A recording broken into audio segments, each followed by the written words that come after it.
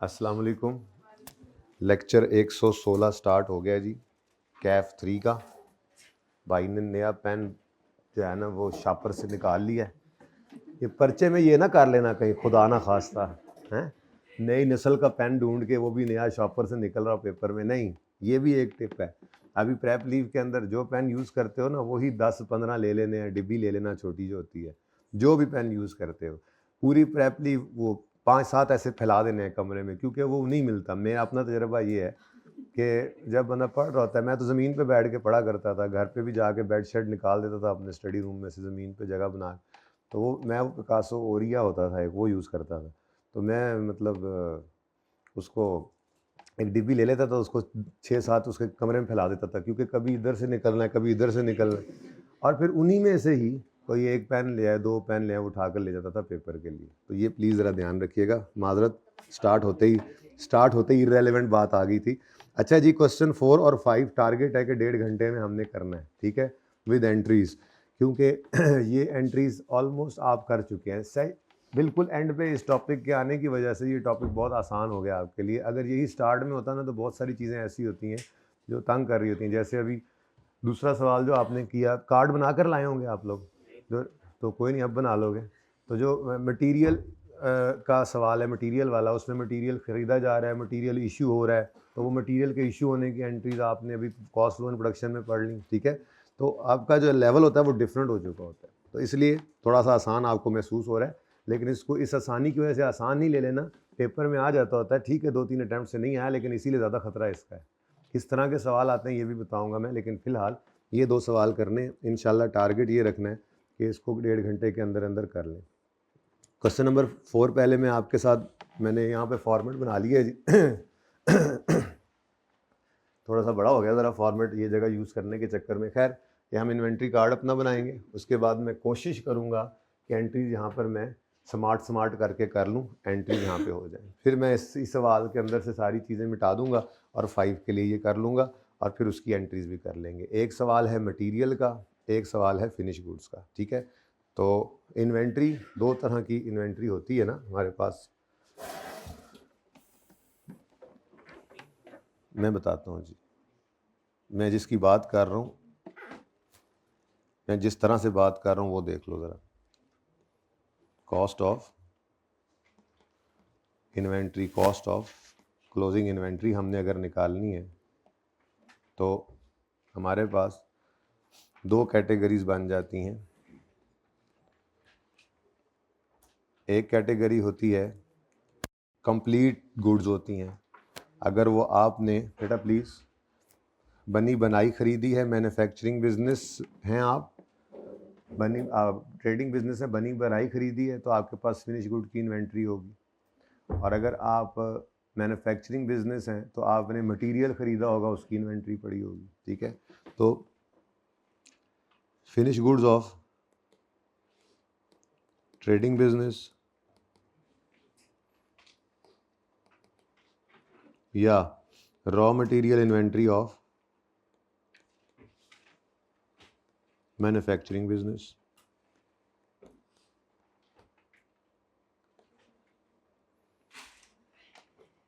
असल में हम इस टॉपिक में इन 2 के साथ ही खेल रहे हैं। जैसे मैंने आपको इन्वेंट्री वैल्यूएशन के, इन्वेंट्री मैनेजमेंट के टॉपिक में बताया था कि हमारा चूंकि पाला बाहर की दुनिया के साथ इनके केस में पड़ता है। अगर हम रॉ मैन्युफैक्चरिंग बिजनेस है तो हम रॉ मटेरियल बाहर से ख़रीदते हैं, और अगर हम ट्रेडिंग बिजनेस है तो फिनिश गुड्स बाहर से ख़रीदते हैं, ठीक है। बाकी अगर आप मैन्युफैक्चरिंग बिजनेस ही हैं तो आपके पास एक और, अच्छा, फिनिश गुड्स ट्रेडिंग बिजनेस का हो सकता है, फिनिश गुड्स मैन्युफैक्चरिंग का भी हो सकता है। तो मैन्युफैक्चरिंग बिजनेस की भी इन्वेंट्री होती है, वर्क इन प्रोसेस इन्वेंट्री भी हो सकती है, या फिनिश गुड इन्वेंट्री भी हो सकती है।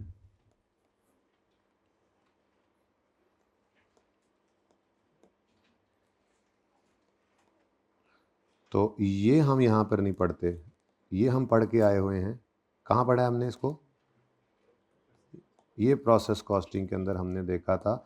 वर्क इन प्रोसेस में कुछ पड़ा हुआ है, तो उसकी कॉस्ट कैसे निकलेगी, क्लोजिंग वर्क इन प्रोसेस निकालना सीखा था ना। फिर जो मैन्युफैक्चरिंग बिजनेस की गुड्स बन जाती थी तो बनकर निकलती थी, तो प्रोसेस अकाउंट में से वो जो एक्चुअल आउटपुट होता था फिनिश गुड्स में, ये जो अभी प्रोसेस कॉस्टिंग में भी एंड में हम करके आखिर में एंट्री होती है finish good inventory debit work in process credit. तो जो मैन्युफैक्चरिंग बिजनेस की फिनिश गुड्स की इन्वेंट्री है या वर्क इन प्रोसेस की इन्वेंट्री है, वो इस चैप्टर में हम नहीं पढ़ रहे, जैसे हमने इन्वेंट्री मैनेजमेंट में इनको नहीं पढ़ा था। इन्वेंट्री मैनेजमेंट में मैंने आपको किस इन्वेंट्री की तरफ घुमाया फिराया था, ये इन्वेंट्री। अगर आप ट्रेडिंग बिजनेस है तो बाहर से बनी बनाई चीज़ें खरीदेंगे, और अगर आप मैन्युफैक्चरिंग बिजनेस है तो बाहर से आप मटेरियल खरीदेंगे। तो कॉस्ट वहाँ पर हमने उस इन्वेंट्री से, इन्वेंट्री के रिलेटेड कॉस्ट्स को जो है वो मिनिमाइज़ करना सीखा था इन्वेंट्री मैनेजमेंट में। आज इसी उन्हीं इन्वेंट्रीज़ की वैल्यूएशन की बात इस चैप्टर के अंदर कर रहे हैं, ठीक है। तो इनकी कॉस्ट में क्या होता है, आज खुला टाइम है, ज़रा गपशप लगा लेते हैं थोड़ी सी, वैसे थोड़ी सी लगाएंगे, बाकी फिर मज़ीद टाइम बचा तो इसको मैं मज़ीद कर लूँगा, वरना फिर मंडे से जो रिवीजन क्लास शुरू हो रही है उसमें बात कर लेंगे, ठीक है। तो cost comprises of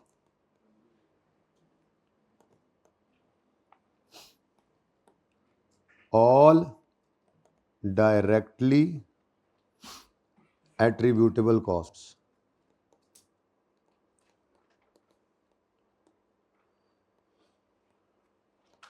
of purchase. हमने आइए इंट्रो वाला है ना काम, तो इससे फिक्स एसेट, वो पीपीई वाला फिक्स एसेट भी मिलता जुलता ही होता था इससे, कि आपने इन्वेंट्री खरीदी तो आपको, ये मैं एक लिस्ट बनाऊंगा पर अभी नहीं, अभी ज़रा टाइम ऐसे ना ज़ाया करें, अभी ज़रा हम ये सवाल भी कर ले, लेकिन थोड़ी सी मैंने कहा बात ज़रा छेड़ देना, ठीक है। कार्ड कूड ही बनवाता रहूँ मैं, असल कहानी क्या चल रही है वो ज़रा नहीं बताई थी ना, आज ज़रा खुला टाइम है, कल बतानी थी वैसे तो, ठीक है। तो हमने सारी directly attributable costs of purchase जो है वो इस इन्वेंट्री की कॉस्ट में डालनी होती हैं। हमने उसको ख़रीदा कितने का, फिर उसके ऊपर डायरेक्टली कोई नॉन रिफंडेबल टैक्सेस हैं, उसके ऊपर इंपोर्ट किया तो इंपोर्ट ड्यूटी है, फिर उसके फ्रेट चार्जेस हैं, इंश्योरेंस इन ट्रांजिट है, ये एक लंबी लिस्ट है, ये पढ़ी हुई जो आपने इंट्रो के अंदर, ये मैं यहाँ बनाऊँगा इंशाल्लाह, ठीक है, ताकि आपकी रिवाइज हो जाए। तो यहाँ पर मैं इंशाल्लाह लिस्ट बनाऊँगा आपके लिए कॉस्ट कंपोनेंट्स की, इसलिए लिख रहा हूँ ताकि आप लोग, मैं आज टाइम ना भी मिले तो रिवीजन क्लास में मुझे याद कराओ कि यहाँ पे लिस्ट नहीं बनाई तुसी, लिस्ट, ठीक है। तो कंपोनेंट्स ऑफ कॉस्ट मैं यहाँ पे आपको निकाल कर दूंगा, कंपोनेंट्स ऑफ कॉस्ट मतलब यहाँ पे एक लिस्ट बनाएंगे, परचेज प्राइस सारा कुछ आपको पता है, लेकिन फिर भी एक बार ज़रा अगर देख लेंगे तो अच्छा हो जाता है।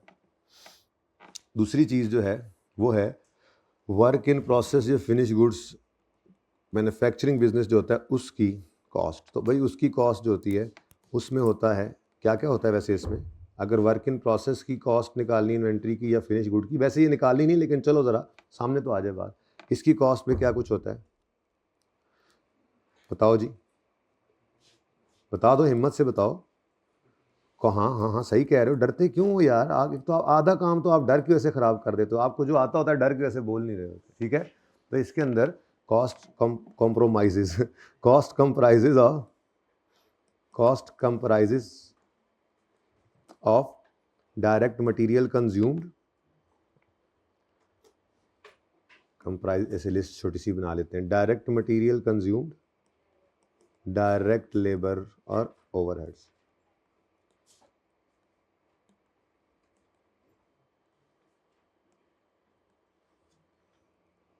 डायरेक्ट लेबर यानी कन्वर्जन भी कह सकते थे, लेकिन चलो डायरेक्ट लेबर कॉस्ट और फैक्ट्री ओवरहेड्स की कॉस्ट।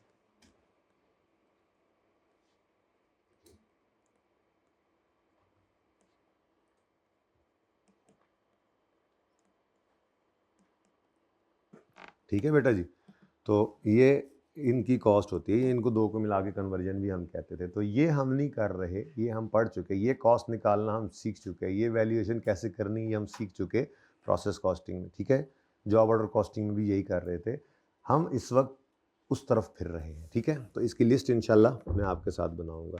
तो फिलहाल तो मैं ये क्वेश्चन नंबर 4 आपके साथ कर रहा हूँ, ठीक है। और मैं ये असल में कर रहा था ना कि या तो ट्रेडिंग बिजनेस का सवाल हुआ तो फिनिश गुड की इन्वेंट्री होगी, तो इन्वेंट्री खरीदोगे और बेचोगे, फिर खरीदने की रिटर्न परचेज रिटर्न या बेचने की रिटर्न सेल रिटर्न आएगी। और अगर आप मैन्युफैक्चरिंग बिजनेस है तो इस चैप्टर का सवाल आपको रॉ मटेरियल की इन्वेंट्री के लिए आएगा। रॉ मटेरियल खरीदेंगे, रॉ मटेरियल खरीदा हुआ वापस भी कर सकते हैं। रॉ मटेरियल इशू करेंगे प्रोडक्शन डिपार्टमेंट को, इशू की रिटर्न भी हो सकती है। तो वहाँ पे सेल नहीं होती, रॉ मटेरियल के अंदर ये इशू होगा। भाई इतना सा फ़र्क है। तो पहला सवाल आपका रखा हुआ है जो यहाँ पर, तो फिनिश गुड्स वाला है, स्टैंडर्ड वाला, और उससे अगला सवाल जो है वो रॉ मटेरियल का। ठीक है चले, अब टारगेट है हमारा कि हमने 20 मिनट में इस कार्ड को बना लेना है। लेकिन थोड़ी सी बात, ठीक है, खुल खुलाकर तो नहीं हो सकेगी एनआरवी की। ये इन 2 सवालों के बाद फिर मैं एनआरवी के ऊपर अलग से डिस्कशन करूँगा। ठीक है, शुरू करते हैं जी काम। सवाल की रिक्वायरमेंट है नेसेसरी जर्नल एंट्रीज करो to record above transaction relating to. तो अब ये वाली एंट्रीज करने के लिए, ये ट्रांजैक्शंस की एंट्री करने के लिए हमारे लिए ज़रूरी है हम कार्ड बनाएं। कार्ड बनेगा तो फिर एंट्रीज करना 5, 7, 10 मिनट का काम नहीं रह जाता। ठीक है, ये भी मेरे लिए कह रहा हूँ मैं, पर्चे में तो आप 2 मिनट में कर लेंगे इंशाल्लाह। ठीक है, अब standard limited is in business of buying and selling electric ovens, it follows perpetual inventory system. Underline करके लिखें, इन्वेंट्री का लेजर बनता है, कॉस्ट हम इन्वेंट्री कार्ड से निकालेंगे। ये कुछ बातें हैं, ये आप लिख लें, फ़ायदा हो जाता है। परपेचुअल इन्वेंट्री सिस्टम अगर होगा तो क्या होगा जी, इन्वेंट्री लेजर, इन्वेंट्री का अकाउंट बनता है, इन्वेंट्री अकाउंट इज़ प्रिपेयर्ड। पहली बात ये कि इन्वेंट्री अकाउंट प्रिपेयर होता है।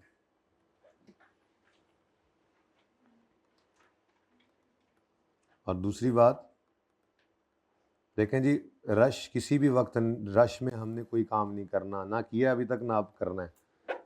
ये नहीं कि बस ये को अल्लाह माफ़ करे, बस ज़िंदगी ना रहे तो अलग बात है, वैसे तो ज़िंदगी का एंड नहीं है ना। तो आपने अगले 3 दिन रिवीजन जो करनी है, तो जो इसमें मुझे लगेगा कि एंड पे रह रहा है तो कोई स्पीड नहीं मारनी, हमने सारा सेशन नहीं लगाई और ज़रूरत भी नहीं है किसी किस्म की। आराम सुकून से आ रहे हैं, सब कुछ कर लेंगे। अगले 3 दिन में भी हमने इन्हीं चीज़ों को रिवाइज़ ही करना है। टॉपिक रिवाइज़ किया, उसका कोई रिसेंट टाइम में सवाल है तो वो कर लिया, ना मिला तो कोई पुराना कर लिया, इस तरह से हम रिवीजन करेंगे। कोई अगर इसके अंदर जैसे कॉस्ट फ्लो इन प्रोडक्शन का एक सवाल मैंने अभी आपको करवाना है, वो जो रिसेंट वाला था, क्योंकि उसका सिर्फ मैंने आपको एक सवाल कराया है, बाकी आपने तो माशाल्लाह वो तीनों कर लिए उन्हें अब तक तो। ठीक है, नहीं तो कल जो संडे ऑफ आ रहा है उसके अंदर ज़रा हम ये आज क्लास के एंड पे डिसाइड कर लेंगे कि मंडे को हम कौन से टॉपिक्स रिवाइज़ करेंगे। तो उससे फिर फ़ायदा ये हो जाएगा कि आप वही वाले टॉपिक्स आप भी रिवाइज़ करके आ जाएंगे। ठीक है, जो भी आप कहेंगे वो कर लेंगे, करने तो सारे जो हैं। ज़्यादातर ये जो होते हैं ना, ये टारगेट कॉस्टिंग हो गया, ABC हो गया, बेसिक्स तो वैसे साइड पे कर दो। नॉर्मली FOH के अंदर भी कोई ख़ास रिवीजन होती नहीं है, कोई एक आधा सवाल आ गया रिसेंट में तो हो जाता है।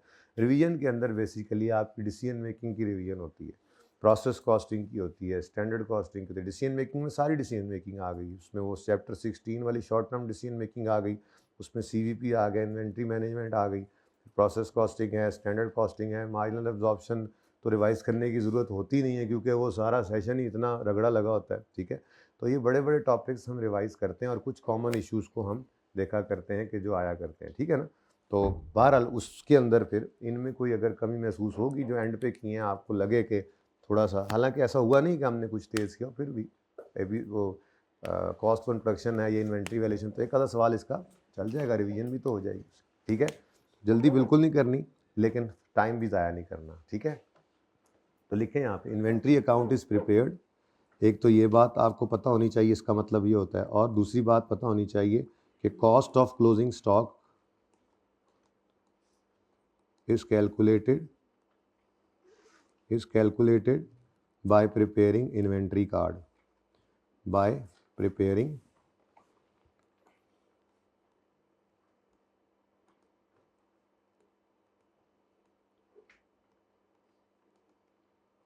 इन्वेंट्री कार्ड, इसको लेजर कार्ड भी कहते हैं, जो भी कह दें, वो कार्ड जो बनाना है बस। ठीक है जी, तो ये मतलब होता है जी परपेचुअल का। परपेचुअल सिस्टम ना हो तो फिर इन्वेंट्री कार्ड भी नहीं बनता, इन्वेंट्री अकाउंट भी नहीं मेंटेन हो पाता, क्योंकि इन्वेंट्री कार्ड बनाने के लिए आपको डेट वाइज सेल्स का रिकॉर्ड पता होना चाहिए। वो होगा तो आप इन्वेंट्री कार्ड बना सकते हैं, ताकि आप रिसीट और इश्यूज़ को डेट वाइज रिकॉर्ड कर सकें। ठीक है, अच्छा जी, और साथ ही उसने क्या बोला, कौन सा मेथड यूज़ कर रहे हैं एवको मेथड। ठीक है जी, अच्छा जी, उसके बाद following information is extracted from SL's records for the month of February. Opening inventory consisted of 220,000 units having average cost of 7,000 per unit. ज़रा फुल अमाउंट को मल्टीप्लाई करके देखो, 2,20,000 इंटू 7,000 बहुत बड़ा हो गया, इसलिए हम यूनिट्स को भी 1000 कर लेते हैं और रुपीज़ को भी 1000 कर लेते हैं। 1000 फिर भी कर लो, इससे फ़ायदा ये होगा कि फिर दोबारा सोचना नहीं पड़ेगा कि क्या हमने रुपीज़ को क्या करना है। और होता था ना कभी कि हम रुपीज़ पूरे ले रहे हैं और 1000 के अंदर यूनिट्स, अगर रुपीज़ 1000 में तो यूनिट्स को 1000 में करना पड़ता था।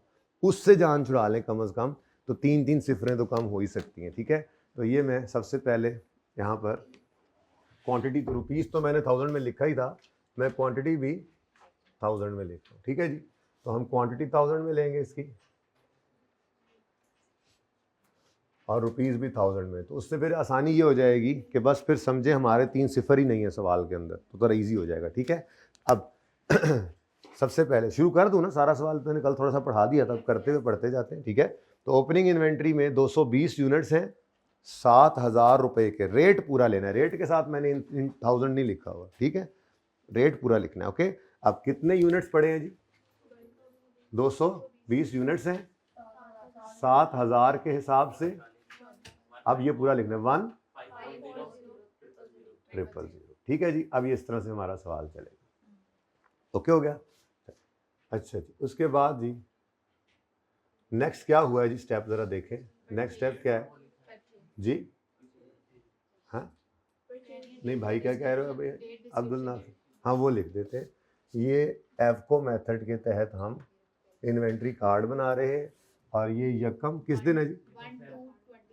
1 फरवरी 21 पर ओपनिंग हमने लिख लिया। ठीक है जी, चल उसके बाद जी 2,80,000 यूनिट्स वर परचेज्ड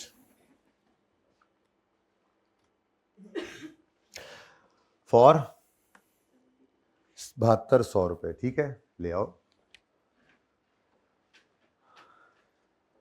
किस दिन जी? 5 फरवरी को परचेजेस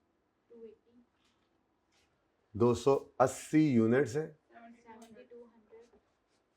7200 रेट है,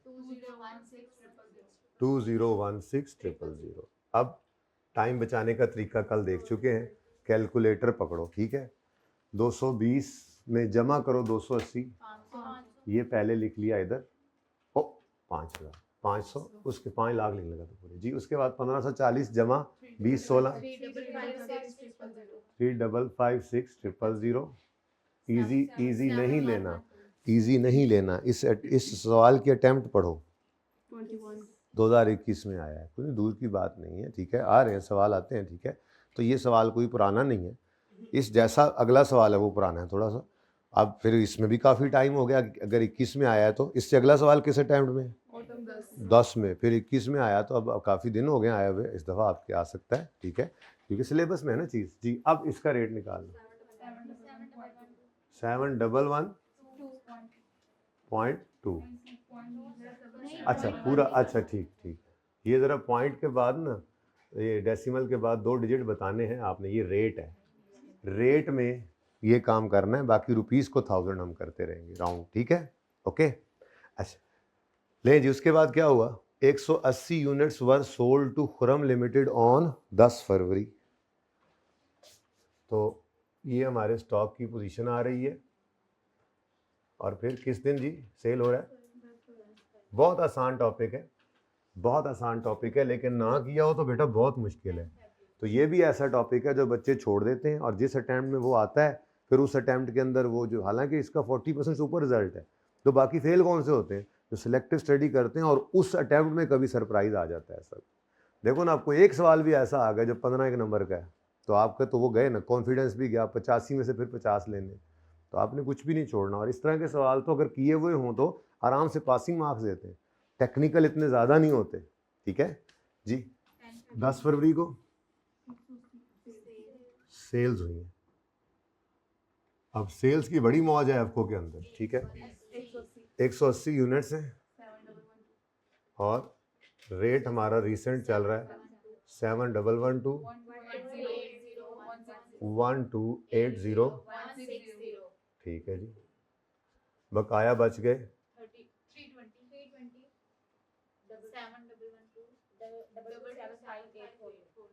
227840। क्या बाकी सारे अभी फॉर्मेट बनाने में लगे हुए हैं, लेट आने वाले? मैं रुक जाऊं थोड़ी देर, जल्दी आना था ना, हमने तो फॉर्मेट बना लिए, हम तो तैयार थे। अब हम समझ के राम राम से कह रहे हैं, तुम लोगों को मुसीबत पड़ी हुई है अब। ओके जी, नाउ अब क्या हुआ जी, सेल रिटर्न आ गई जी।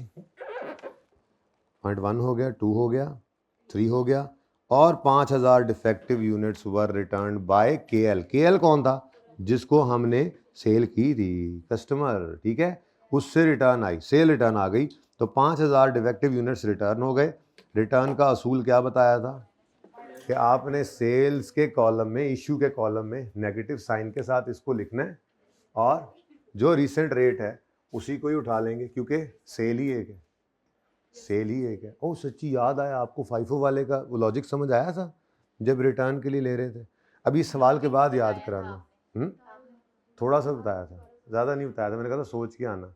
वो जब मैंने कहा था कि रिटर्न के लिए फाइफो में कौन सा रेट लगाना है, वो ज़रा मुझे याद कराना इस सवाल। अब नहीं छेड़ते, ये और नवा रक्षा ना तोड़ दी, ये पूरा कर ले जी। तो क्या हुआ है भाई, 12 फरवरी को चीज़ें वापस आ गई, सेल रिटर्न हो गई 5000 यूनिट्स। तो 5 यूनिट्स लिखेंगे जी, और 7112 355, अब 325, ये सेम ही रहना है, लिखते जाओ 11। देखो बेटा जी, अगर ये रेट चेंज हो गया होता और इधर रेट चेंज होता, तो फिर ये वाला रेट कल देखा था चेंज हो गया था, वो मुसीबत क्यों नहीं पड़ी? क्योंकि सेल ही सामने एक पड़ी है, उसी में से रिटर्न हो गया। और मुश्किल सवाल था वो, जो पिछला इलस्ट्रेशन टाइप बना हुआ था ना, ये सिखाने के लिए था, ऐसा कभी हो जाए तो क्या करना है, ठीक है। लें जी, अच्छा अब उसके बाद क्या कह रहे हैं जी, अब अगली कहानी, अब इन 5000 यूनिट्स को पकड़ के शुरू हो गए अगली कहानी। जल्दी आ जाओ, आगे आ जाओ, कोई मसला नहीं, इधर ले आओ यार कैमरा, ये टाइम है तुम्हारे आने का। देखो हमने कितना काम कर लिया, कुछ भी नहीं किया, ऐसे हम टाइम पास। नेक्स्ट जी, 30%, सुन लें जी please, 30% of defective units return to SL had a manufacturing fault and were return to supplier. ठीक है जी, ये तो रिटर्न हो गए। तो जब हमने आगे रिटर्न कर दिए 15 फरवरी को, तो ये हमारी क्या बन गई, परचेज रिटर्न। अब 5 का 30% कितना है, बस वो इधर आ जाएगा 1.5। ठीक है जी, किस दिन, 15 फरवरी को हमने परचेज रिटर्न कर दी। इधर देखो जी, 5 का 30%, ठीक है जी, ये हमने कितने बनता है, 1.5, ये यहाँ से निकाल दिया। रेट यही होगा, बिल्कुल यही होगा, एक ही है, इतना आसान सवाल है। 7200 वाली परचेज को रिटर्न किया ना, और परचेज को तो इस पे नहीं ले लिया कहीं, घर पे ऐसे ही नहीं कर दिया जी। 10800 आ गया। अब ये भी माइनस है। अब चूंकि इस कॉलम की मूवमेंट है, ये तो पक्का ही, इस कॉलम की मूवमेंट सिर्फ उस सूरत में गड़बड़ कर गई थी कि हमारी परचेज और सेल रिटर्न जो थी वो पिछले किसी रेट की आ रही थी, तो उस वजह से हमने कल वाले सवाल में किया था। वैसे सवाल भी कोई नहीं है यहाँ पे, आप देखोगे दोनों सवालों के अंदर इतनी टेंशन डाली नहीं है उसने। कॉन्सेप्ट ले रहा है यहाँ पे बस आपसे कि बच्चों को एंट्रीज आती हैं नहीं आती हैं, परपेचुअल की वैल्यू निकालनी आती है नहीं आती है, तो उस बारीकी के अंदर नहीं गया जिस बारीकी के अंदर हम क्वेश्चन 3 में खुद चले गए थे, तो वो देख लिया हमने। ठीक है, इसीलिए कह रहा हूँ फाइफो वाली मुझे लॉजिक याद कराना, मैंने बतानी है। ठीक है, अच्छा जी, अब बताओ जी, 325 में से 1.5 माइनस हो जाए, 323.5, 6600, 0 विच है, ओके, 230, ओके ओके, ले ये सेम ही रहा, नहीं वो 7111.59 हाँ तो वही आएगा ना। राउंड किसने कहा करो, रेट को राउंड नहीं करना, मैंने इजाज़त नहीं दी। हाँ 5-9 से आगे अगर मिसाल के तौर पे 9 के ऊपर कुछ होता तो उसको आप बेशक फिर राउंड कर देते, ये 6 हो जाता। खैर 2 डेसिमल कम से कम, डेसिमल के बाद 2 डिजिट शो करने हैं लाजमी, ठीक है। अच्छा, ये तो जनाब हमने वापस कर दी चीज़ें, तो ये हालत हो गई। अब ये हर एक ट्रांजैक्शन की एंट्री है, फिगर्स आपके सामने होंगी, 1 मिनट में एंट्रीज हो जाएंगी, ठीक है जी। उसके बाद क्या हुआ, बाकी कहता है डिफेक्टिव थे, रिमेनिंग डिफेक्टिव यूनिट्स थे, डैमेज हुए हैं हमारी मिस हैंडलिंग की वजह से, ये एबनॉर्मल लॉस कहलाएगा। इसकी भी डिस्कशन करता हूँ थोड़ी सी, पहले ज़रा सवाल कर लूँ ज़रा। ये जो गपशप होती है ना, ये सवाल का टाइम बहुत ले जाती है, सवाल करते हैं आराम से, फिर बीच बीच में ऐसी बातें भी करते रहेंगे कि नॉर्मल लॉस, एबनॉर्मल लॉस, ये मिस हैंडलिंग है। जैसे क्या नाम है तुम्हारा? उस्मान भाई ने अंडों का कारोबार, यार सर्दियाँ गुजर गई, चलो खैर अभी भी गुजारा है, आज फिर धुंध पड़ गई है, आज फिर पड़ गई। तो उस्मान भाई ने ना अंडों का कारोबार शुरू किया, ठीक है। तो अब मैं, आपको शर्म आ रही है, जो मेरे पास मेरा अंडों का फार्म है, ठीक है जी, मैंने मुर्गियाँ रखी हुई हैं, अब ठीक है, मैंने मुर्गियाँ रखी हुई हैं, तो मैं अंडे जो है वो बेचता हूँ, ये रिटेलर हैं, ये आगे से वहाँ से अंडे जो हैं वो उनकी एक लोडर भर के ले आते हैं हर हफ्ते, अच्छा काम है इनका भी। यहाँ पे ये देसी प्योर अंडे जो है ना, हम जो है वो ऑर्गेनिक फूड हम बेचते हैं, ठीक है। हमारा ये एक मोटो है कि ऑर्गेनिक फूड हम बेचेंगे, देसी अंडे का कारोबार कर रहे हैं हम, ठीक है। अब एक ये है कि जब इन्होंने लोडर के अंदर वो जो अंडों की पेटियाँ होती हैं उनका स्टैक्स लगाते हैं ना, स्टैक्स, ठीक है। तो एक ये है कि जब वो उसके ऊपर वो ऊपर नीचे रखे जाती हैं पेटियाँ, तो कभी कभार ऐसे है कि किसी के ऊपर दबाव आ गया, कोई 1-2 अंडे जो हैं उसमें क्रैक हो गए, ये नॉर्मल है, ये मजबूरी है, स्टैक्स उधर भी लगने हैं, इसकी दुकान में भी आकर लगने हैं। और एक ये है कि ये जो है ना, छोटे भाई को इसने भेजा, अब वो वापस एक तो आया हर स्पीड ब्रेकर से भी लोडर को उड़ाता हुआ, अब खुद ही चला गया था। उसने कहा ड्राइवर का तू साइड तो, जब मैं आज लोडर आप चलाना है। और उसके बाद अब ये मिस हैंडलिंग थी, कुछ अंडे तो वहाँ ज़ाया हो गए। उसके बाद दुकान में आके इसने उसी लड़के को कहा, जिसको छोटा लड़का जिन्होंने रखा हुआ, इसका उधर खड़ा हो जा, मैं यहाँ से ट्रे फेंकूंगा तो वहाँ से कैच करी। अब ये क्या है, ये नॉर्मल लॉस नहीं, ये मिस हैंडलिंग है, ये आपका अपना कसूर है, तो ये नॉर्मल लॉस कहलाएगा, ठीक है ना। तो खैर अब नॉर्मल लॉस जो है, इसकी एंट्री बिल्कुल वही है बेटा जी, जो एंट्री आप लोगों ने सीखी थी किसी ज़माने के अंदर। Non current asset, non current asset अगर आपका आग लगी, जल गया, तो पीपीई क्रेडिट करते थे आप, बुक वैल्यू से कर दें मिसाल के तौर पे, ठीक है जी। आपका 100 रुपये का एसेट था, वो जल गया, आपने 100 रुपये एसेट अकाउंट में से क्रेडिट कर दिया। आपने कहा जी जल गया, कबाड़िए को बुलाया, उसने कहा ये तो स्वाह हो गया, मैंने कुछ नहीं देना। आपने इंश्योरेंस भी कोई नहीं करवाई हुई थी, तो आपको कुछ भी नहीं मिला, ठीक है जी, कख नहीं मिला, स्वाह जो हो गया, स्वाह समझते हैं, आपका एसेट स्वाह जो हो गया, तो ये 0, ठीक है जी। अच्छा, ये वैसे मैंने CMA के अंदर ये एंट्री पहले कहीं डिस्कस की है, FR1 FR2 में तो वही करती है, आप लोगों की इंट्रो में तो नहीं किया था डिस्पोजल, FR1 FR2 के अंदर आपने पढ़ा हुआ, खैर चलें यहाँ हो रही है। तो अब मुझे बताएं, ये 100 रुपया आपको क्या हो गया, लॉस हो गया, PNL में चला जाएगा, एबनॉर्मल लॉस। अब यहाँ पर आप क्रेडिट जो एसेट भी कर दें, एंट्री यही रहनी है एबनॉर्मल लॉस के केस में। आपका PPE नहीं गया, आपका कैश अकाउंटेंट निकाल कर ले गया, कैश क्रेडिट, बाकी एंट्री वही। जो एसेट गया एबनॉर्मल वे से उसको क्रेडिट करो, कुछ इंश्योरेंस कराई हुई थी वहाँ से पैसे आ गए, या वो एसेट को कबाड़िए को बेच दिया तो कुछ वहाँ से रिकवरी होगी, तो वो डेबिट करो, बाकी आपका PNL में एबनॉर्मल लॉस। GP के बाद आता है एबनॉर्मल लॉसेज, हमेशा एबनॉर्मल लॉसेज पढ़ के आए प्रोसेस कॉस्टिंग में। नॉर्मल लॉस को कॉस्ट की, गुड्स की, प्रोडक्ट की कॉस्ट में हम जो है वो शामिल कर रहे थे, हम कहते थे प्रोडक्ट की कॉस्ट में नॉर्मल लॉस की कॉस्ट शामिल होगी, जबकि अब नॉर्मल लॉस को हम वहाँ से निकाल लेते थे, वो प्रोडक्ट की कॉस्ट में शामिल नहीं होता था, वो PNL में जाता था। अब लेवल डिफरेंट हो गया ना, इसलिए इस एंट्री में अब क्या खपना। चलें, तो कैश कोई निकाल के ले गया, इंश्योरेंस करो, कैश की भी लोग इंश्योरेंस करवाते हैं, इंश्योरेंस करवाई हुई है तो इंश्योरेंस क्लेम रिसीवेबल डेबिट कर लो, नहीं है तो फिर कुछ नहीं। इसी तरह से आपकी इन्वेंट्री है, इन्वेंट्री फिनिश गुड की है या रॉ मटेरियल की है। अगर आपकी इन्वेंट्री डैमेज हो गई है, अब मैंने आपको बताया उसके भाई ने क्या किया, तो अब वो जो इन्वेंट्री इनकी डैमेज हुई है तो वो नॉर्मल तो नहीं है, अब नॉर्मल लॉस है। और जाहिर सी बात है, अब टूटे हुए अंडों का किसने क्या देना है, चलो कुछ बच गए होते तो ऑमलेट बना लेते, साथ में वो अंडा शामी बर्गर वाला जो इनके साथ ही बैठा हुआ, लेकिन वो बस वो वहाँ भी नहीं बिके, ठीक है ना। तो कुछ नहीं आया तो ये सारा। और अगर मिसाल के तौर पे लेट्स से मैं कहता हूँ कि जी वो अंडे शामी वाले ने कहा ओ भाई रुको रुको 1 मिनट रुको रुको, कोई बात नहीं है, अभी तो ये ट्रे में ही जो पड़े हुए हैं ना ये मुझे दे दो, इनको मैं ना अलग से संभाल लेता हूँ, निकाल दो, रिस्क की ना कदरी ना करो, ठीक है, ये जो है वो मैंने अभी इस्तेमाल कर लेने हैं, या चलो मैंने घर पे नाश्ता बनाना है, मैं नाश्ता बना लूँगा, ये मुझे दे दो। इसने जो है वो मिसाल के तौर पर 600 रुपये दर्जन अंडे थे तो उसने 300 रुपये के हिसाब से वो खरीद लिए। तो मिसाल के तौर पर अगर कोई रिकवरी हो गई 200 रुपये 300 रुपये हो गई, यानी कि 40 रुपये लेट से मुझे आ गए, कैश रिसीव हो गया, तो फिर लॉस कितना हो जाएगा?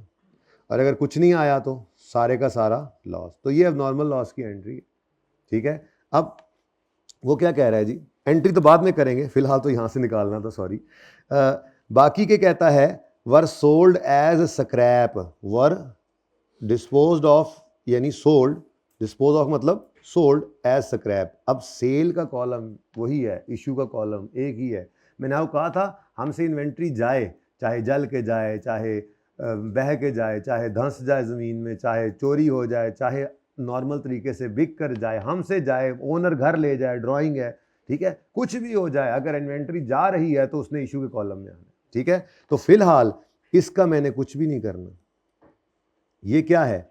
ये स्क्रैप वैल्यू है, यानी मैं ये कह रहा हूँ ये क्या हुआ, सेल हुआ, इसको क्या कहते हैं जी, ये सेल कर दिया, और ये क्या है उसकी sale value, sale value scrap value, ठीक है। और मैंने आपको कल परसों ही कह दिया था कि इसकी sale value, scrap value, sale value, sale value क्या है, स्क्रैप के तौर पे बिकेगा। मैंने आपको परसों ही कह दिया था इस कार्ड में स्क्रैप सेल की सेलिंग प्राइस की कोई जगह नहीं है। तो फिलहाल मुझे इस दो से कोई मसला नहीं है, मुझे तो असल में इस एंट्री के अंदर, ये एंट्री किससे होती है, ये इन्वेंट्री की कॉस्ट क्रेडिट होनी है। तो इन्वेंट्री कॉस्ट कहाँ पड़ी है, कॉस्ट कार्ड में तो पड़ी है, तो जो कॉस्ट क्रेडिट होनी है वो मैंने यहाँ से निकालनी है इस कार्ड से, और 2000 रुपया डेबिट कर देंगे। अगर सारे रिकवर हो गए तो अच्छी बात है, नहीं तो बाकी का पीएनएल में चला जाएगा जब एंट्री करेंगे तो, ठीक है। तो फिलहाल किस दिन जी, उसी दिन 15 फरवरी को ही, 15 फरवरी को रिमेनिंग को सोल्ड एज स्क्रैप, तो स्क्रैप सोल्ड एज स्क्रैप, तो 5 का 70% 3.5 ये बेच दिया, तो बेच दिया तो बेचना तो इसी कॉलम में आएगा जी, 3.5 नॉर्मल माइनस ना कर देना, ठीक है। अब रेट कौन सा चल रहा है रिसेंट जी, हाँ 7111.59 आंसर 24891 ना करें, राउंड करके इस रुपीस को 1 कर लिया करो, 1 कर लें, 1 कर दें तो फिर इधर 0 कर दें, चलो ठीक है। वो कहता है भाई इधर 0 कर दो, कुछ भी नहीं होता इससे कुछ भी नहीं होता जी। बाकी क्या बच गया, अब ये भी बराबर हो गया, 320 यूनिट्स हैं, 7111.59 रेट है, 2275, ठीक है जी। चल ये हमारे स्टॉक की पोजीशन है इस सारी कहानी के बाद। कोई मुश्किल, कुछ मुश्किल है ही नहीं, क्योंकि असल में हम सेशन के सिलेबस के एंड पे पहुंच गए, क्या मुश्किल है, इंशाल्लाह आसान है, पर इम्पॉर्टेंट बहुत है, क्योंकि मुझे डर लग रहा है 2-3 अटैम्प्ट से, 2 अटैम्प्ट से आया नहीं सवाल, तो खतरा पड़ जाता है फिर ऐसी चीज़ों का जो सिलेबस में भी हो और ना आई हो 2 अटैम्प्ट से, तो घंटी बज रही है। अच्छा जी, नेक्स्ट है जी, 5000 units were sent to KL on 22 February in replacement. तो उसने जो डिफेक्टिव यूनिट्स वापस किए थे ना खुरम ने, वो हमने रिप्लेसमेंट के तौर पे भेज दिया। तो हमें इससे क्या यार, जब 5000 आए थे तो हमने सेल रिटर्न डाल दी थी, आज 5 भेज दिए तो फिर सेल डाल देंगे, ठीक है ना। तो किस दिन जी, 22 फरवरी को हमने सेल्स लिख लें, मैं यूँ लिख देता हूँ रिप्लेसमेंट यूनिट्स, ठीक है ना, रिप्लेसमेंट यूनिट्स या रिप्लेसमेंट सेंट, आपके समझने के लिए लिख रहा हूँ, वरना सेल्स काफ़ी है, सेल ही है, क्योंकि जब वापस आए तो हमने उसकी एंट्री करनी है cell return debit debtor credit, और फिर ये वाली एंट्री तो inventory debit cost of cell credit वाली होती है। फिर जब दोबारा भेज दी रिप्लेसमेंट तो दोबारा सेल की एंट्री कर लेंगे, debtor debit sale credit, cost of sale debit inventory credit. तो हमें कोई फर्क नहीं पड़ता कि कौन से यूनिट्स हैं, रिप्लेसमेंट है क्या है, बस सेल है जी। कितने, और रेट क्या चल रहा है, 7111.59, 35558, 315, 7111.59, 2215।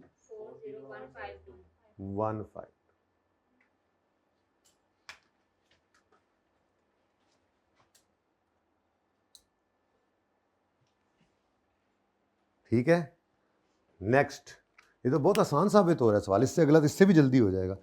1,50,000 यूनिट्स वर सोल्ड ऑन 25 फरवरी। ठीक है जी, 150 यूनिट्स बिक गए 25 फरवरी पे, मसला ही कोई नहीं।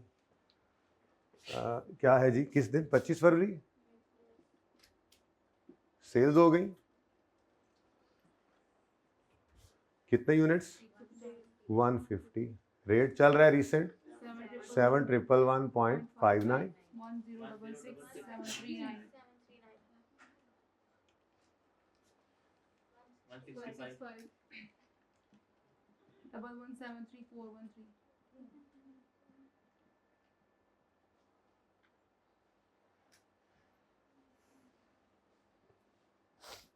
नेक्स्ट, उसके बाद कहता है on 28 February a physical stock count was carried out and following was discovered.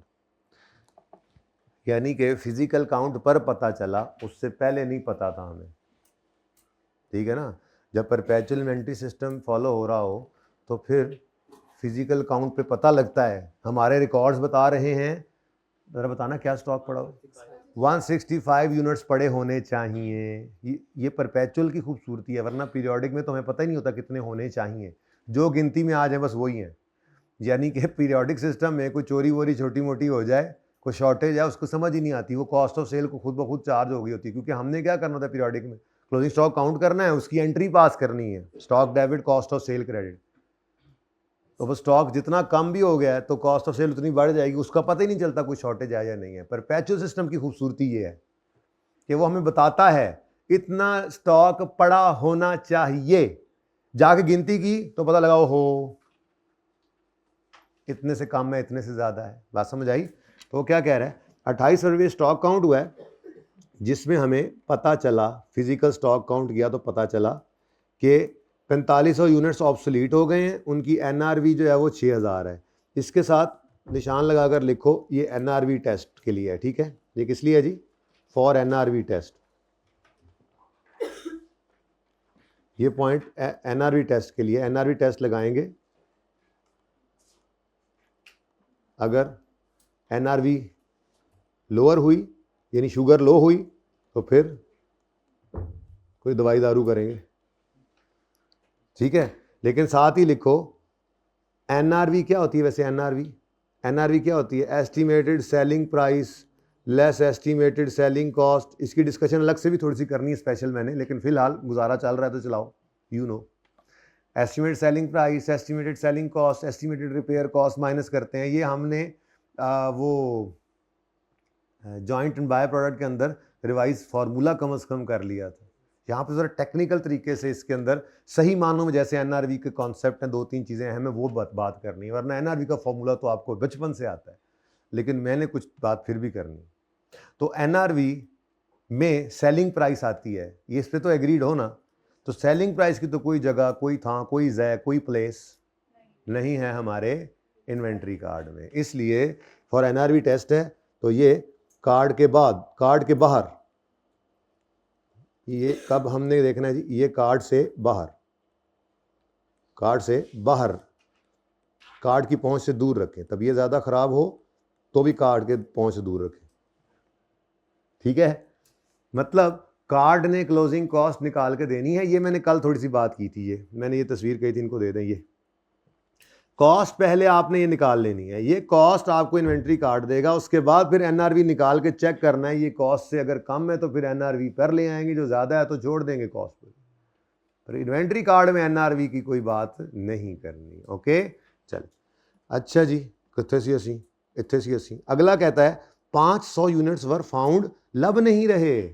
हम लब थक गए, हम लब थक गए, 500 अंडे ही कहीं निकल गए, मिल ही नहीं रहे 500 अंडे। ठीक है जी, 500 अंडे ढूंढ रहे हैं। वो बाद पता लगा कि उनमें से चूजे निकल आए थे और वो बेड के नीचे घुसे हुए थे। ठीक है, तो 500 वो अब नॉर्मल गेन हो गया फिर। चले छोड़े, ऐसा कुछ। 500 यूनिट्स वर फाउंड मिसिंग। भाई साहब, बिके, जले, छुपे, लुटे पुटे, जो भी हुआ, सिर्फ रिटर्न एक्सेप्शन है कि परचेज रिटर्न है, परचेज के कॉलम में नेगेटिव, सेल रिटर्न है तो सेल के कॉलम में, वरना रिसीट है आना और इश्यू वाला कॉलम है जाना।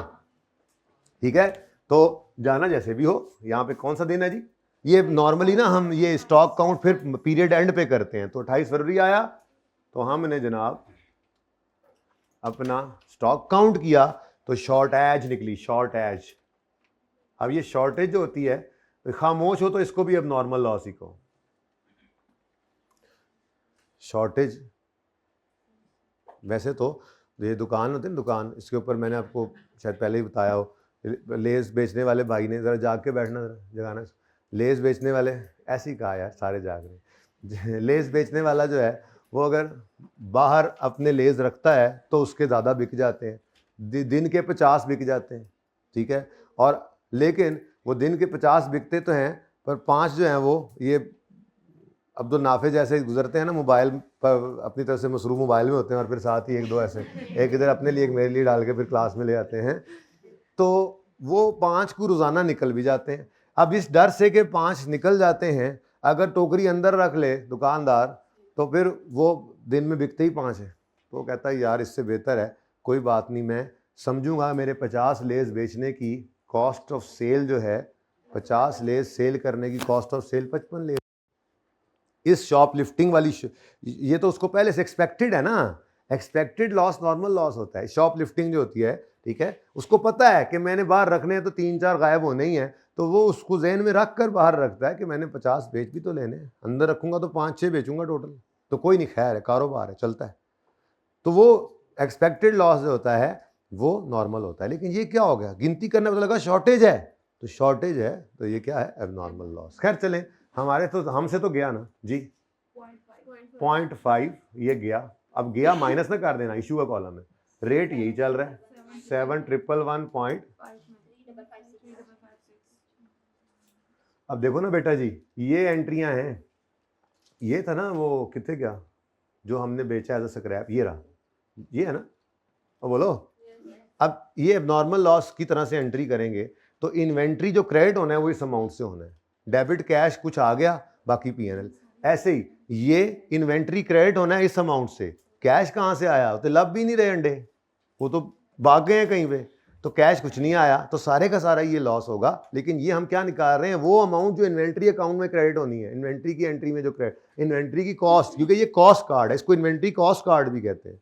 इन्वेंट्री कार्ड में सिर्फ कॉस्ट है, ये इन्वेंट्री का कॉस्ट कार्ड है, तो कॉस्ट कार्ड भी इसको कहते हैं, इसमें सेलिंग प्राइस की कोई जगह नहीं है। ठीक है जी, बताएं जी। 164.5 बच गए, 7,111.69,857 लो जी, ये जनाब हमारे पास आ गया क्लोजिंग स्टॉक इन यूनिट्स, और ये हमारे इस क्लोजिंग स्टॉक की कॉस्ट अंडर एफको मेथड। ठीक है, अब आकर मसला आता है कि इसमें कितने 4.5 ऑब्सोलीट है, 45 होना, इसमें से 4.5 ऑब्सोलीट है, तो इसका मतलब बाकी 160 अच्छे हैं। तो इस कार्ड को खत्म करके एनआरवी टेस्ट अलग लगाया जाता है। ठीक है, अब एनआरवी टेस्ट अगर ऐसे करके हाफ एंट्रीज करूं तो एनआरवी टेस्ट भी लग जाएगा। तो एनआरवी टेस्ट मैंने पहली वर्किंग, बल्कि ये भी मेरी वर्किंग ही थी, क्योंकि उसने मुझसे क्या मांगा हुआ है, उसने मुझे ये तो नहीं कहा कि आप इन्वेंट्री कार्ड बनाओ, उसने तो मुझे कहा था जर्नल एंट्रीज कर दो। तो वर्किंग 1 मेरी कार्ड बन गया। अब इसमें से फिगर सामने है, 5 मिनट में एंट्रीज होनी है। ठीक है, और वर्किंग नंबर 2 में मैं एनआरवी लॉस निकालने की कोशिश करता हूं, तो एनआरवी टेस्ट लगा लेते हैं। ठीक है जी, अब मुझे बताएं, जो ये 100, मुझे बताएं ये क्या है, ऑब्सोलीट है, ऑब्सोलीट या डिफेक्टिव, और ये 160 जो है ये गुड यूनिट्स है। अब कहीं पे उसने सेलिंग प्राइस वगैरह दी हुई है वैसे गुड यूनिट्स की, बोलो बेटा। गुड यूनिट्स के बारे में अगर खामोश हो तो नॉर्मल अजम्पशन यही होती है। सेलिंग कॉस्ट भी दी होती तो मैं चेक कर लेता कि सेलिंग प्राइस वो सेलिंग प्राइस बल्कि है ही नहीं ना, सेलिंग प्राइस है ही नहीं सिरे से। गुड यूनिट्स की पूरे सवाल को देखा कहीं पे है selling price? Sold to KL कितने का, कोई नहीं बताया।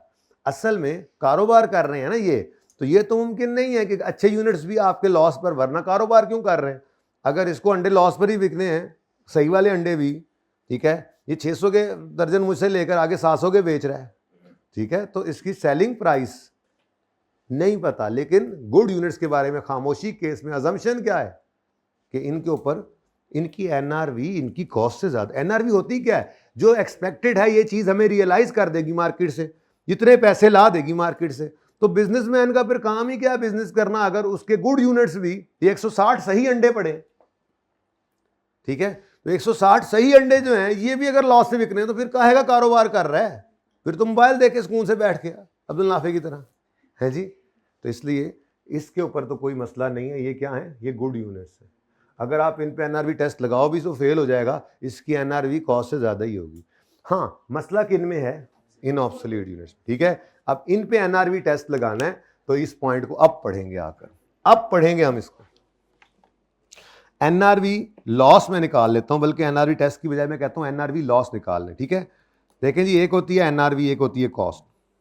मिसाल के तौर पे एक चीज़ की कॉस्ट है 100 रुपये, उसकी एनआरवी मैंने निकाली। मैं एक वर्किंग करता हूं, मैं कहता हूं जी इसकी एस्टिमेटेड सेलिंग प्राइस जो है वो 110 रुपये है, लेकिन ये थोड़ा सा कमीशन देना पड़ेगा। एस्टिमेटेड सेलिंग कॉस्ट इसके ऊपर आ रही है 8 रुपये, और कुछ थोड़ा सा रिपेयर भी करना पड़ेगा, ख़राब हुई पड़ी है ये इन्वेंट्री, 5 रुपये। तो मुझे बताओ इसकी एनआरवी कितनी है? अब इसको 97 लिख कर अगर मैं डिफरेंस लेता हूं तो ये वैल्यू, अच्छा वैल्यू क्या है 97, पर मैं वैल्यू निकालने में इंटरेस्टेड नहीं हूं। मैं चाहता हूं कि मेरा स्टॉक 100 से 97 पे आ जाए। 100 से 97 पे लाने के लिए क्या करना है? 3 रुपये से इसको कम करना है। एनआरवी लॉस है 3 रुपये, यानी 3 रुपये की अमाउंट से इसको राइट डाउन कर लूं तो 97 पे आ जाएगा, ठीक है ना। तो मैं ये चाह रहा हूं कि मैं एनआरवी लॉस की एंट्री करूं, ठीक है। तो इसलिए मैं सिर्फ ये करूंगा कि मैं इन दोनों का डिफरेंस लूंगा। एनआरवी लॉस क्या है? दोनों का डिफरेंस जो कि 3 है। तो मैं ये अप्रोच पे जाना चाह रहा हूं, ठीक है। तो 4500 यूनिट्स जो है वो ऑब्सोलीट हैं, इनकी कॉस्ट तो आपके सामने है, इनकी एनआरवी कैसे निकलेगी? वो कहता है ऑब्सोलीट हो गए हैं और 6000 रुपये। अब खुद देखो ना, आपका एवरेज रेट ही कितना चल रहा है इस इन्वेंट्री का, 7000 से ऊपर। अगर वो इन्वेंट्री आइटम आपका 7000 से ऊपर कॉस्ट कर रहा है ऑन एवरेज, तो वो अगर 6000 का बिक रहा है तो एनआरवी लॉस तो है, नजर आ रहा है, ठीक है। तो यहाँ पे मैंने एनआरवी लॉस निकाल लेना है डायरेक्ट एनआरवी, क्योंकि जर्नल एंट्रीज में मैंने एनआरवी लॉस की एंट्री करनी होती है ना, तो मैं ये निकाल देता हूं। NRV loss of obsolete stock मैं यहां निकाल रहा हूं जी। कॉस्ट फरमा दे कितनी है कॉस्ट? अच्छा, कॉस्ट वैसे वर्किंग वन में निकली हुई है, और अगर आप फिर भी निकाल के दिखाना चाह, सॉरी नहीं है, सॉरी सॉरी सॉरी, कोई बात नहीं, निकाल लेते हैं। कितने यूनिट्स हैं और एवरेज रेट क्या चल रहा है? ये 164 में ही पड़े हैं ना, 164 में 4.5 भी पड़े और 160 भी। हमें मसला किससे है इस वक्त?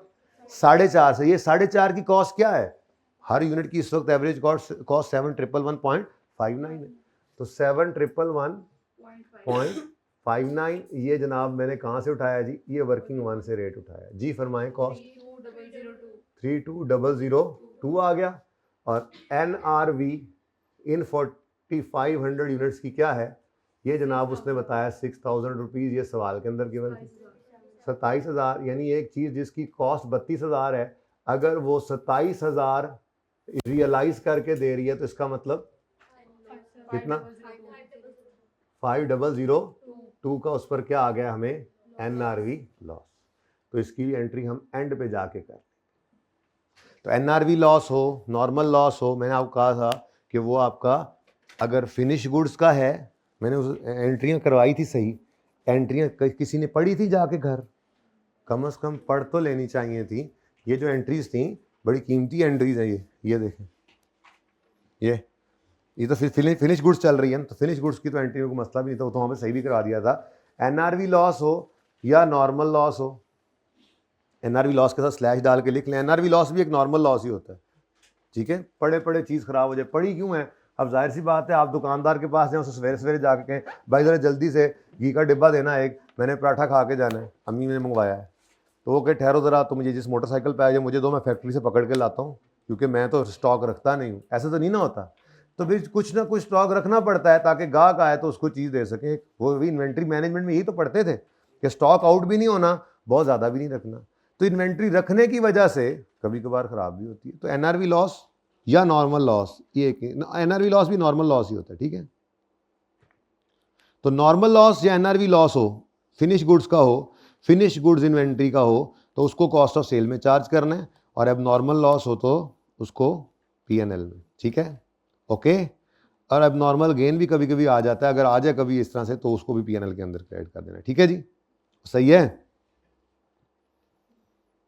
ये मैंने क्या लिखा है, शॉर्टेज हो जाए या थेफ्ट हो जाए या डिस्ट्रक्शन, अब जगह कोई नहीं है, डिस्ट्रक्शन हो जाए फायर की वजह से, यानी कि कुछ भी एबनॉर्मल इवेंट हो, ठीक है। अगले सवाल में करेंगे हम, वैसे तो रॉ मटेरियल इन्वेंट्री अगर हो तो मैंने कहा था नॉर्मल लॉस यहाँ पर जो है वो कॉस्ट ऑफ सेल को नहीं, एफओएच को चार्ज होता है, जब हम कॉस्ट वन प्रोडक्शन में पढ़ के आए थे, ठीक है। और अब नॉर्मल लॉस जो है यहाँ पर वो आपने पीएनएल में करना है, एफओएच नहीं करना, ये गलत है यहाँ पे, ठीक है, मैंने सही करवा दिया था ये। तो इस सवाल में जाएंगे तो इंशाल्लाह देख लेंगे। अब नॉर्मेलिटीज़ को पीएनएल में लेकर जाते हैं हम, जिंदगी आसान रखेंगे जैसा रखें। तो ये एंट्रीज एक बार पढ़ लेने में हर्ज कोई नहीं था वैसे, बाय द वे। चलें खैर, अब एंट्री शुरू करते हैं, ठीक है। अब एंट्रीज करनी है, एंट्रीज रिक्वायर्ड है, मैं कोशिश करता हूँ यहाँ पे मैं छोटी छोटी करके एंट्रीज कर लूँ, इजाज़त है। सबसे पहले आता है 1 फरवरी 2021 पर ओपनिंग। हाँ जी, एंट्री बताएं। हाँ, no journal entry of opening inventory, ठीक है जी। उसकी वजह क्या है, ये परपेचुअल सिस्टम है। परपेचुअल सिस्टम में जैसे आपको अर्ज किया, इन्वेंट्री का लेजर बनेगा। अब जब लेजर बनेगा तो उसमें ब्रॉड डाउन बैलेंस आएगा 215400000। तो ब्रॉड डाउन की क्या एंट्री होती है किसी लेजर के अंदर, आज तक आपने की हो? ब्रॉड डाउन की कोई एंट्री नहीं होती। लेजर बन रहा है, कैरी डाउन की कोई एंट्री नहीं होती, अनलेस कि वो इनकम एक्सपेंस है जिसने कैरी डाउन होता ही नहीं, उसने क्लोज ऑन होता है कहीं जाके। तो ब्रॉड डाउन, कैरी डाउन, ये तो उस लेजर के अंदर ओपनिंग या क्लोजिंग। कैरी डाउन क्या है, बैलेंसिंग फिगर के तौर पे आपने लेजर के एंड पे लिख देना, उसकी भी कोई एंट्री नहीं होती, ठीक है। तो आपकी ओपनिंग क्लोजिंग की कोई जर्नल एंट्री नहीं होती है, परपेचुअल सिस्टम है, इस वजह से। तो मैं यहाँ लिख देता हूँ, no journal entry of opening inventory, it will appear as brought down in ledger। Inventory ledger पूरा लिख लेना, ठीक है जी, इन इन्वेंट्री लेजर, ठीक है जी। लें जी, ये पहली एंट्री हो गई जो कि नहीं हुई। अब देखो डेट वाइज चलता जाओ, वो सामने ट्रांजैक्शंस पड़ी हैं, डिस्क्रिप्शन जरूरी थी भाई। ये ना आप थोड़ा सा यहाँ से थोड़ा जूम आउट कर लो, खैर है, नजर आता रहेगा, इनको नजर आता रहता कि सारा ये चले। खैर यूं करें, जूम आउट ना करें, बेशक कर ही दें, बल्कि हाइब्रिड में भी कोई नहीं, बच्चे बैठे हुए आज, और खैर है, जरा देखिए, सुने। अब सामने ट्रांजैक्शन नजर आ रही हैं। अगली ट्रांजैक्शन क्या हो रही है जी, परचेज। क्या एंट्री करें, इन्वेंट्री डेबिट, क्रेडिटर कर दें, कैश कर दें, उससे फर्क नहीं पड़ता, लेकिन इन्वेंट्री डेबिट करें। इन्वेंट्री है फिनिश गुड्स की, पर लिखने की जरूरत नहीं है, लिखना है तो लिख लो इन्वेंट्री फिनिश गुड्स की डेबिट, ठीक है, फिनिश गुड इन्वेंट्री लिख देता हूं मैं, चलो ठीक है। तो किस दिन जी, 5 फरवरी 2021 पर फिनिश गुड इन्वेंट्री डेबिट और क्रेडिटर या कैश, जो भी, मैं क्रेडिटर लिख रहा हूं, ठीक है, क्रेडिटर क्रेडिट, ठीक है जी। जी कितने से, 20, अब 1000 नहीं, अब मिलियन में कर दूं माजरत के साथ, 2016। ज़रा जगह तंग है मेरे पास, मैं चाह रहा हूँ सारी पिक्चरें आपके सामने हो ना, तो वो इसलिए ज़रा मुझे ये एंट्रीज मेरी हो रही हैं रुपीज़ इन मिलियन में। अब बाय द वे आप 1000 में ही करते हैं, कोई मसला नहीं है, आपका सवाल मैच करेगा। नहीं तो एंट्रीज रिक्वायर्ड थी, एंट्रीज में आके आप मिलियन कर दें, आपकी मर्जी है। राउंडिंग से तो नहीं घबराते आप, शुरू में तो मुझे इस पर भी आपने लम्हा डाला होता था, डांगा कटी होती थी तुसी जी। नेक्स्ट देखें उधर ट्रांजैक्शन, 10 फरवरी पर 10 फरवरी किस पर सेल हो रही है। परपेचुअल सिस्टम में सेल की 2 एंट्रीज होती है। यार नीला मार्कर किधर है, ऐसे करोगे अब तुम, लाल पहले निकाल के रखो अब जी। पहली entry debtor debit debtor debit sales credit, ठीक है जी, जो कि मुझे पता नहीं है। अगर सेल प्राइस गिवन होती तो मैं ये एंट्री भी करता, ठीक है। दूसरी एंट्री क्या होती है परपेचुअल सिस्टम में, cost of sale debit inventory credit, ठीक है जी। असल में तो ये तो पर्चे में ना लिखना ये क्वेश्चन मार्क, ये तो आपके लिए मैंने लिखा है, कॉस्ट ऑफ सेल डेबिट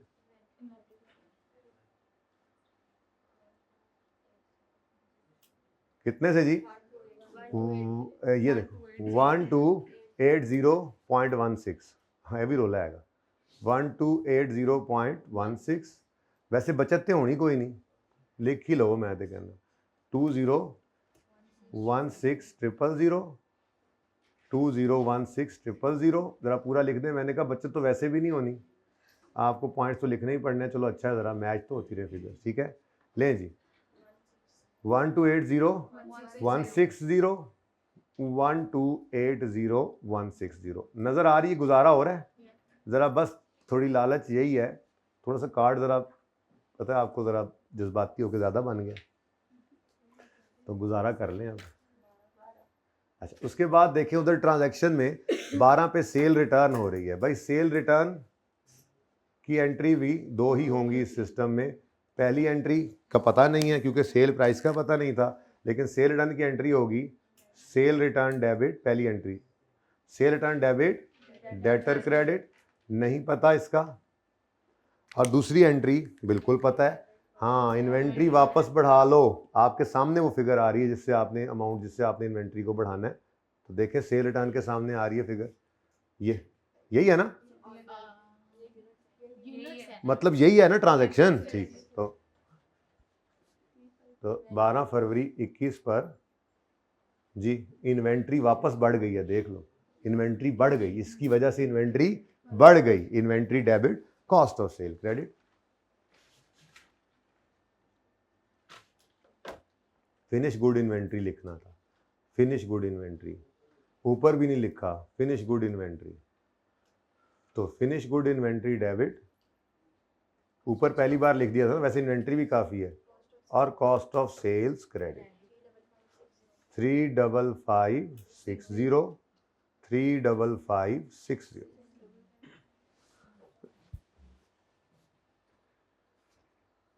जी भाई, तो 20 कर लेते हैं यार, एक केड़ा मसला है। स्क्रैप की डेट 20 फरवरी है, कर लेते हैं, कोई मसला ही नहीं। तुम डेट ना भी लिखो तुम्हें नंबर देगा। उसने कौन सा लिखा हुआ FR2 की तरह डेट बगैर वाली एंट्री नहीं दूंगा मैं, नंबर कोई लिखा हुआ है? सुकून मारो, वैसे लिख लो तो अच्छा होता है अपने लिए। जी कहाँ पे भाई, ये लो भाई, आप खुश रहो, साड़ी खैर। बाकी कहोगे आपने 21 भी नहीं लिखा हुआ, क्या पता आपको। ले जी नेक्स्ट क्या है, नेक्स्ट क्या है, परचेज रिटर्न। शुक्र है परचेज रिटर्न की एक एंट्री होती है ना, इसलिए शुक्र है जी। परचेज रिटर्न की एंट्री क्या होगी, परचेज की एंट्री क्या थी, परचेज की एंट्री इन्वेंट्री डेबिट, तो परचेज रिटर्न की एंट्री इसी के उलट जी। तो क्या डेट है जी, 15 फरवरी 2021 पर क्रेडिटर डेबिट ना फिनिश गुड्स इन्वेंट्री क्रेडिट जी। कितनी अमाउंट है, 10800।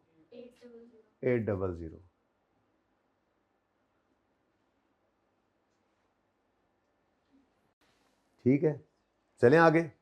Next is sold as scrap, sold sold और लॉस।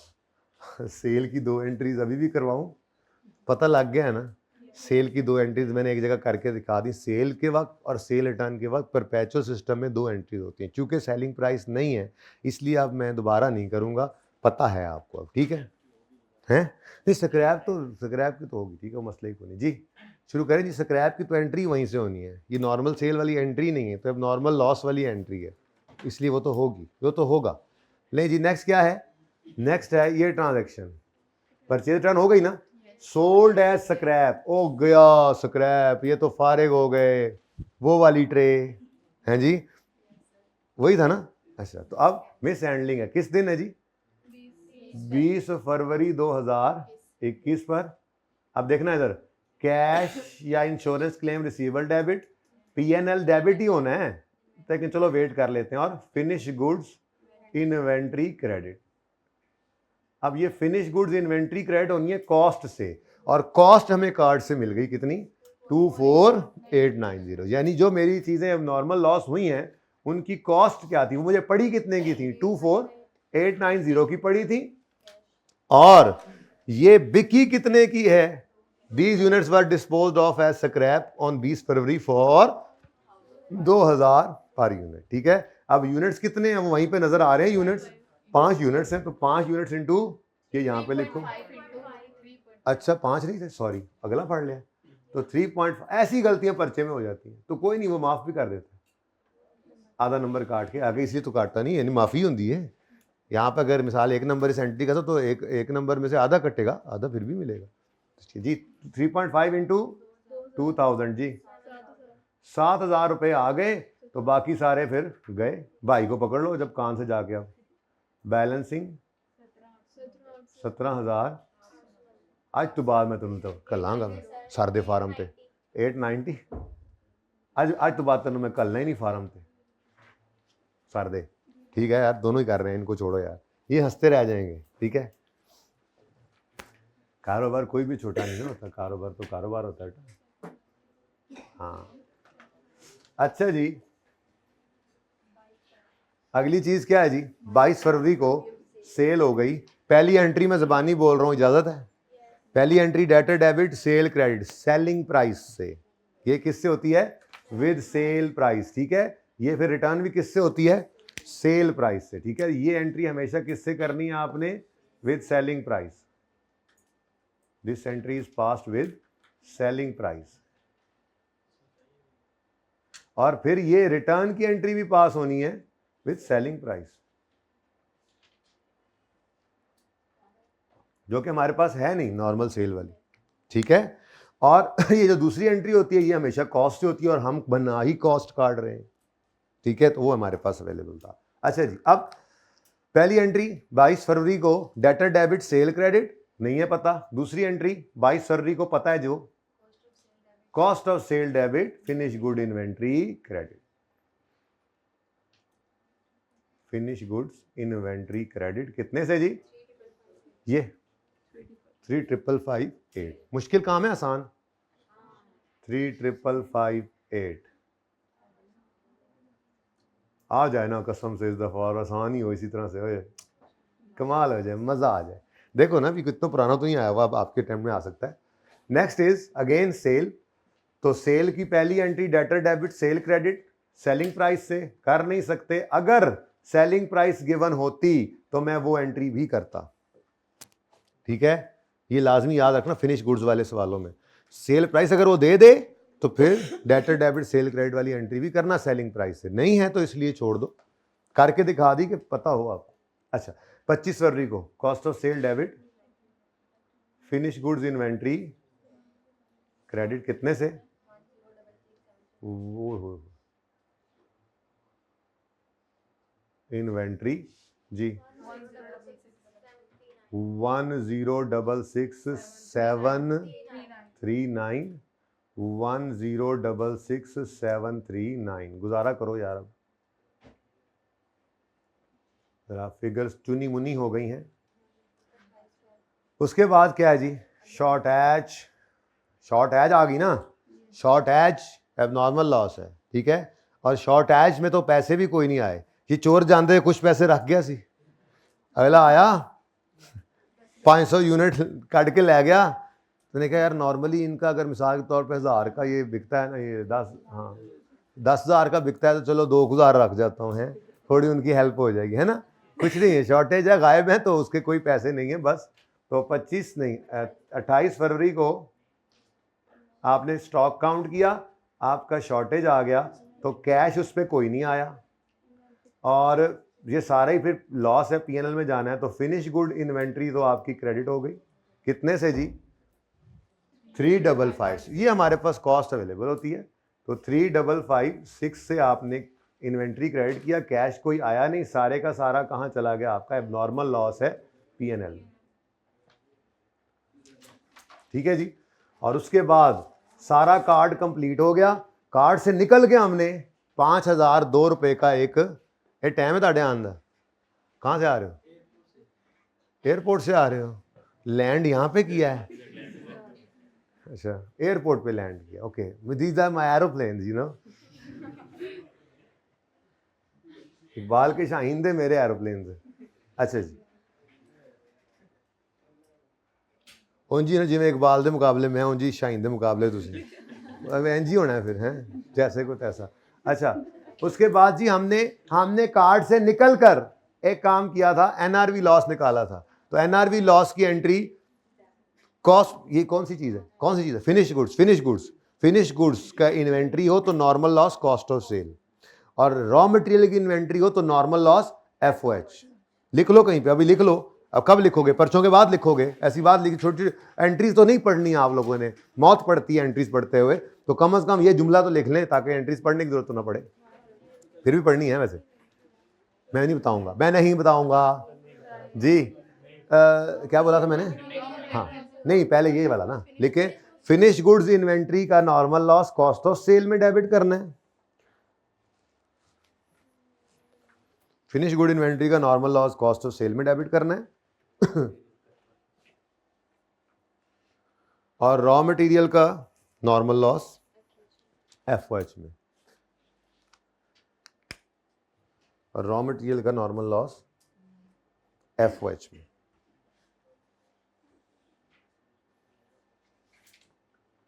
ठीक है जी, बस। और अब नॉर्मल लॉसेस सारे P&L में ही जाने हैं। किसी किताब में अगर आपको अदर वे राउंड लिखा हो, नजर भी आया तो परेशान नहीं होना, कोई बात नहीं। ठीक है, ऐसे ही हो जाता है, कोई अपने आर्गूमेंट्स होते हैं जिसके ऊपर रॉ मटेरियल के अंदर कभी कभी अब नॉर्मल लॉस को कहीं और लेके जाने की कोशिश करते हैं कुछ अकाउंटेंट। ठीक है, आर्गूमेंट्स होते हैं उसमें, लेकिन ज़िंदगी आसान रखें, ये भी बिल्कुल ठीक है। जब है आसान वाला काम याद रख लें।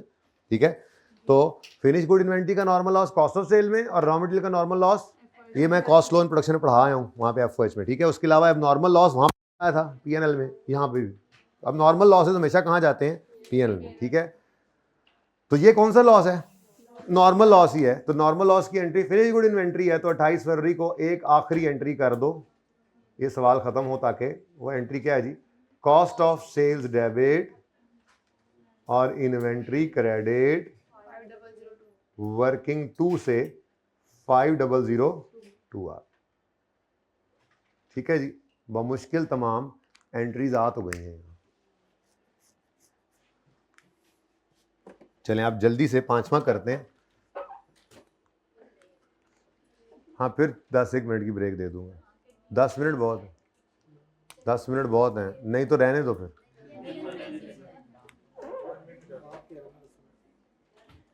वो अगले सवाल की वजह से कह रहा हूँ, NRV लॉस, पहले NRV समझाना है कॉन्सेप्ट, और फिर अगले सवाल की वजह से कह रहा हूँ जो मैंने करवाना है।